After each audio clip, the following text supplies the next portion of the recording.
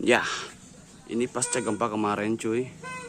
Pasca gempa kemarin kebetulan ini kalau orang sini sih nyebutnya suhunan, cuman saya nggak tahu kalau istilah nasionalnya apa. Suhunannya ini patah pasca gempa kemarin. Ini rumahnya Bapak Diman, rumahnya Pak Diman yang terletak di Desa Mencagahar, Kecamatan Pamengpeuk, Kabupaten Garut. Ya, ada sedikit pergeseran dari rumah ini.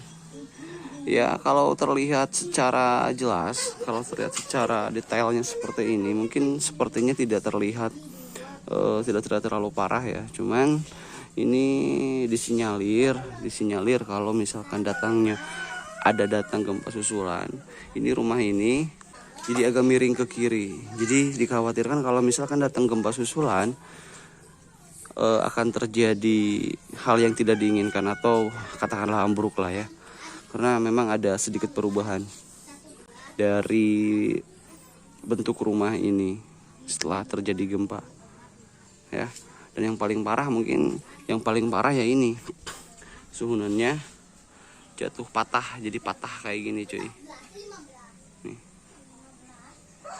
Nah, kebetulan untuk pemilik rumahnya sendiri sudah dievakuasi ke rumah saudaranya.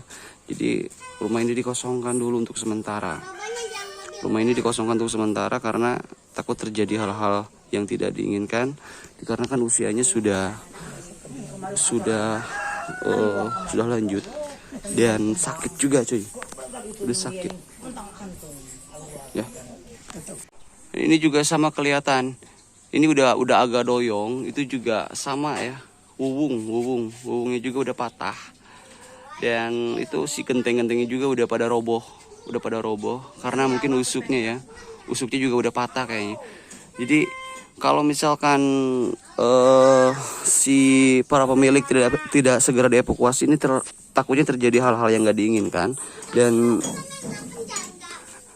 terjadi. Dari kusennya aja udah kelihatan agak miring. Ini satu atau dua kali gempa aja, dua kali diterjang gempa disinyalir peluang untuk ambruknya itu gede gitu ya, sangat besar. Jadi makanya para pemilik juga dievakuasi ke rumah tetangga. Kebetulan tetangganya juga masih sepupuh keluarga yang mempunyai rumah ini cuy. Yang dikhawatirkan kedua keluarga tersebut sudah sakit-sakitan, bahkan jalan kaki aja udah nggak bisa sendiri, harus dibantu karena memang sudah pada jompo. Memang ada anaknya yang masih muda, cuman kan beliau tidak bisa memantau secara 24 jam ya, karena harus bekerja juga, makanya dievakuasi gitu. Jadi ya mudah-mudahan aja dengan adanya video ini ada solusi ya untuk teman-teman yang mungkin ada yang mau nyumbang atau mungkin siapa dari aparatur pemerintah juga, mudah-mudahan ada bantuan lah, ada perhatiannya lah, setidaknya ada perhatiannya ya. Kita lihat ke dalam cuy, kondisi di dalam seperti apa. Dan ini kondisi di dalam juga ya, usuk-usuknya juga, dahan-dahan untuk buat penyangga gentengnya juga udah mulai pada rapuh. Jadi rawan sekali kalau terjadi gempa susulan akan terjadi ambruk gitu loh ya. Dan rumah ini udah kelihatan dari sini juga udah nggak simetris cuy, udah nggak simetris. Jadi udah doyong ke, kalau dari sini, kalau dari saya ke samping ya, ke samping kiri kelihatannya ke samping kiri. Udah ya, sangat berbahaya sekali kalau di tempat kalau dipaksakan tinggal di sini. Untung saja yang punya rumah, kata saya juga sekali lagi, dievakuasi di tempat sepupunya yang kebetulan tidak jauh dari lokasi rumah ini gitu cuy ya. Tapi yang paling parah itu ini.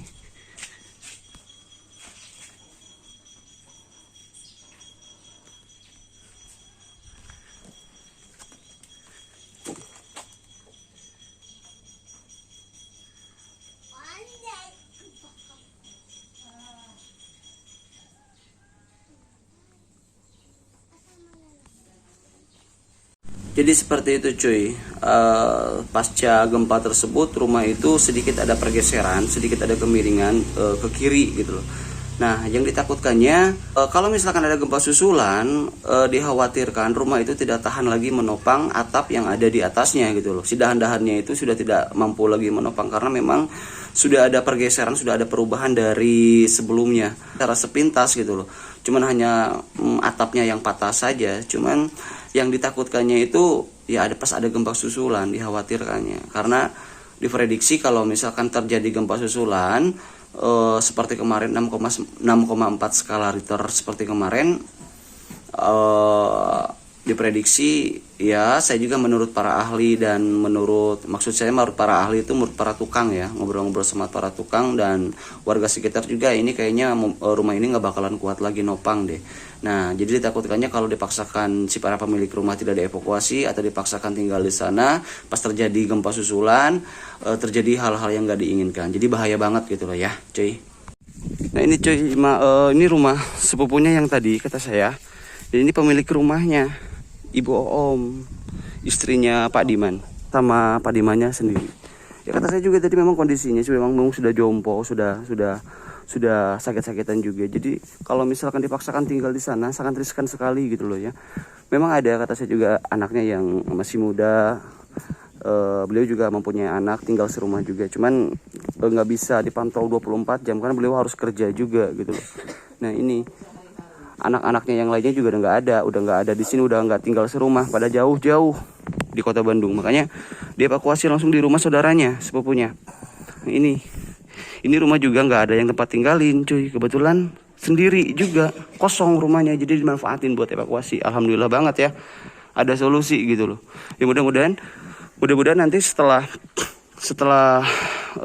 kalian tahu kondisinya seperti apa, ya ada orang baik lah, ada orang baik yang mau bisa membantu sedikitnya, menyisihkan rezekinya sedikit untuk perbaikan rumahnya Ibu Oom sama Bapak Diman. Ya, thank you atas perhatiannya. Terima kasih. Wassalamualaikum warahmatullahi wabarakatuh.